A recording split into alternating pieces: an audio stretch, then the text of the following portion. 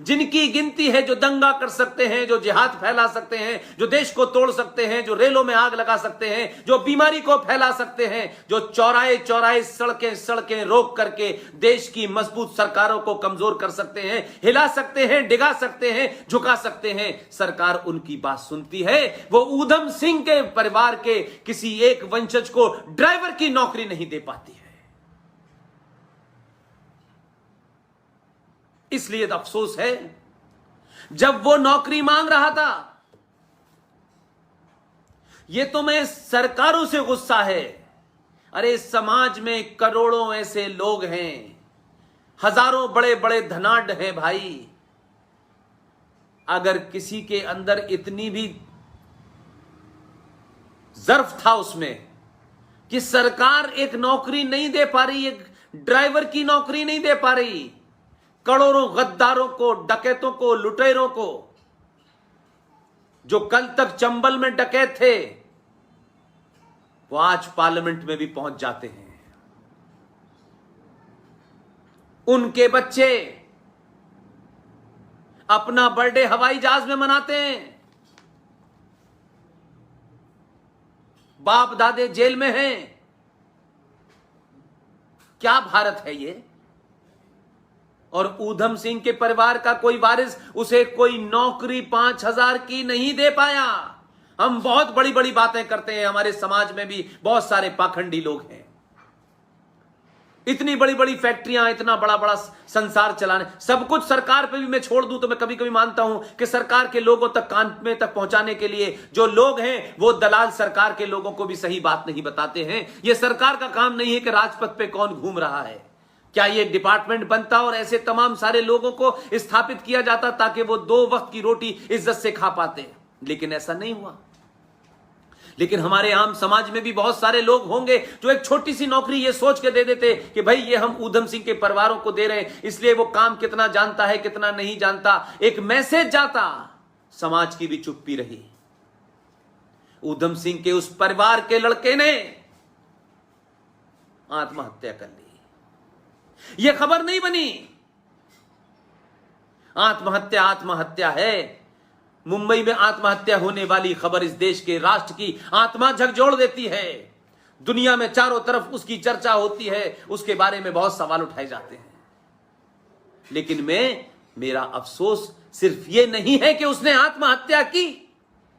मेरा अफसोस यह है कि कश्मीर में भारत के संविधान के खिलाफ आवाज उठाने वाले लोग, भारत की सेना पे गोली चलाने वाले लोग, भारत के संविधान, भारत के राष्ट्र को, सनातन को गाली देने वाले लोग, वो हुर्रियत कॉन्फ्रेंस, उस हुर्रियत कॉन्फ्रेंस के सरगना, उस सरगना की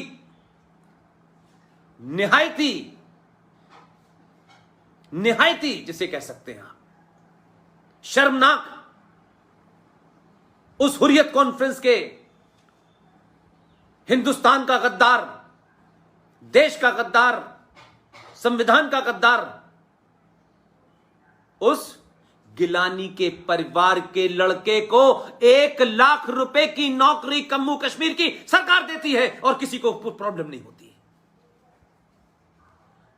इस देश में गद्दारों को पूजा जाता है, इस देश में गद्दारों को ताकत दी जाती है।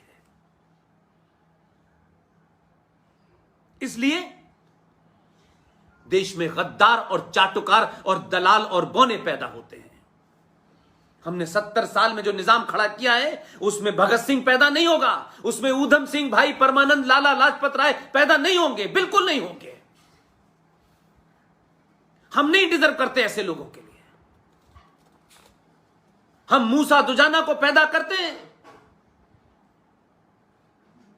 और उनके मरने पे उनको बड़ा बड़ी रकम भी देते हैं, उनके परिवार वालों को। जो भारत राष्ट्र के खिलाफ बंदूक उठाते हैं उनका महिमा मंडित होता है, उस पे महीनों महीनों डिबेटें चलती हैं टेलीविजन पे।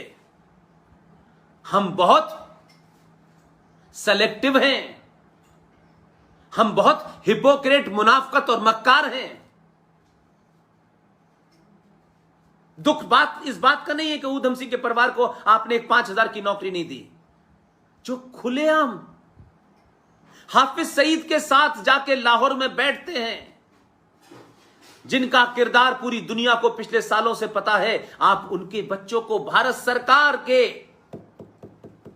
देख रेख में जो जम्मू कश्मीर चल रही थी, उस जम्मू कश्मीर सरकार के मंत्री ने, उस जम्मू कश्मीर सरकार की मंत्री ने, मुख्यमंत्री ने हुर्रियत कॉन्फ्रेंस, जो एक आतंकवादी संगठन है जो भारत के खिलाफ खड़ी है, उसने 1 लाख की नौकरी दी और यह समाज चुप रहा। यह सवाल क्यों नहीं उठा?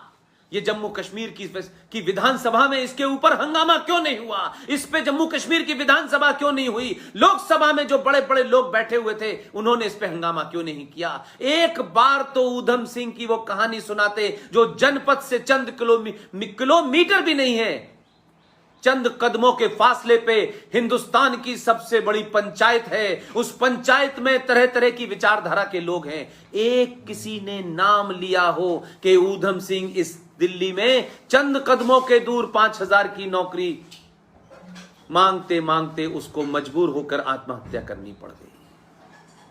लेकिन इस देश में गद्दार फल फूल रहे हैं, खुलेआम गद्दारी करते हैं भारत राष्ट्र के खिलाफ, लेकिन उनकी जड़ें इतनी मजबूत हैं कि कोई टेलीविजन निकाल रहा है, कोई अखबार निकाल रहा है, उनको फंड करने वाले इस देश में मौजूद हैं, इस देश के बाहर भी मौजूद हैं, लेकिन इस राष्ट्र को बचाने में जो शक्तियां खड़ी हुई हैं, उनसे कोई ये पूछता नहीं है कि आप अपने जीवन को कैसे चलाते हैं। उनको डायरेक्टली इनडायरेक्टली कोई मदद करने वाला नहीं है। इसलिए सत्ताएं बदलती रहती हैं, व्यवस्था नहीं बदलती, और जब तक व्यवस्था नहीं बदलेगी ऊधम सिंह पैदा नहीं होंगे, भगत सिंह नहीं होंगे, भाई परमानंद नहीं होंगे, सुभाष नहीं होंगे, वीर सावरकर नहीं होंगे, महाराजा छत्रपति शिवाजी नहीं होंगे, खुदीराम बोस नहीं होगा। दलाल पैदा होंगे, दलाल, चाटुकार पैदा होंगे, चोर पैदा होंगे, बौने पैदा होंगे, लुटेरे पैदा होंगे और कपड़े बदल के पार्लियामेंट में पहुंच जाएंगे। हमने व्यवस्था बनाई है। हम सब कुछ सरकारों के बल छोड़ देते हैं कि सरकार की जिम्मेदारी है। सरकार की जिम्मेदारी नहीं है। सरकार समाज का आईना होती है। जब समाज के अंदर चेतना शून्य हो जाती है तो शुद्ध रूप से मक्कार पैदा होते हैं। एक वाइब्रेंट समाज, एक जिंदा कौम जब खड़ी होती है तो दुनिया की बड़े से बड़ी ताकत भी उसके सामने झुकती है। हमारे देश में उल्टा हुआ, सरकार ने समाज को झुका दिया, क्योंकि समाज सब कुछ सत्ता के इर्द गिर्द रह करके प्राप्त करने में लगा हुआ है। अपने पुरुषार्थ पे, अपनी ईमानदारी पे, अपने कंधों पे उसे यकीन नहीं है। इसलिए सब कुछ प्राप्त करने के लिए सत्ता के साथ जुड़े रहो, जायज नाजायज सत्ता की बातों पे खामोश रहो, चुप्पी साध लो। मेरा काम हो गया इसलिए मुझे कोई मतलब नहीं है। मैं बार बार एक ही बात का पक्षधर हूं, सत्ता को जिस दिन ये भ्रम पैदा हो गया कि वो समाज को चलाएंगे, उसका कभी नतीजा अच्छा नहीं निकलेगा। मैं कहता हूं समाज को यह भ्रम पैदा होना चाहिए,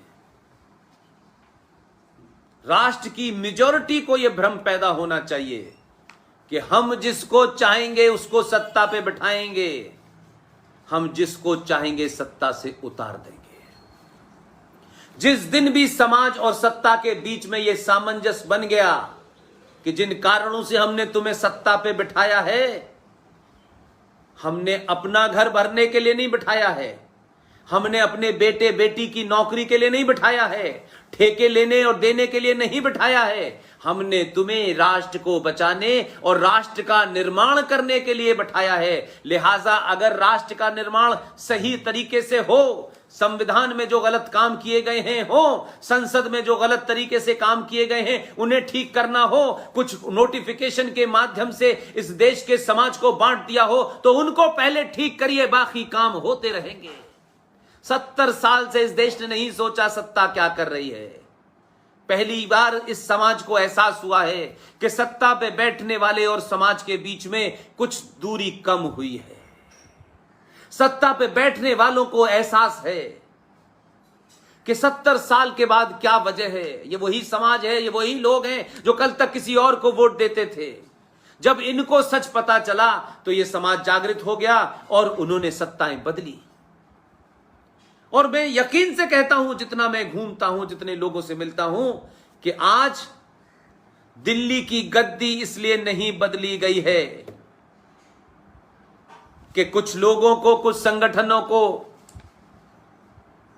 कुछ ठेके चाहिए, कुछ पैसा कमाना है। नहीं, इस देश के गरीब से गरीब आदमी ने, जिसको यह भी नहीं पता था कि मुद्दा क्या है, उसे एक ही बार पहली बात समझ में आई, राष्ट्र खतरे में है। राष्ट्र को बचाने के लिए यही वो लोग हैं जो पहली कोशिश कर सकते हैं। इसलिए जाने अनजाने उसे यह भी नहीं पता कि उसका लोकल एमपी कौन है, लोकल एमएलए कौन है। उसे एक चेहरे पे, एक सूरत पे, एक शख्सियत के ऊपर यह यकीन और भरोसा हो गया कि यह बचा सकता है। उसने कुछ नहीं पूछा, पूरी ताकत से आपको सत्ता में बिठा दिया है।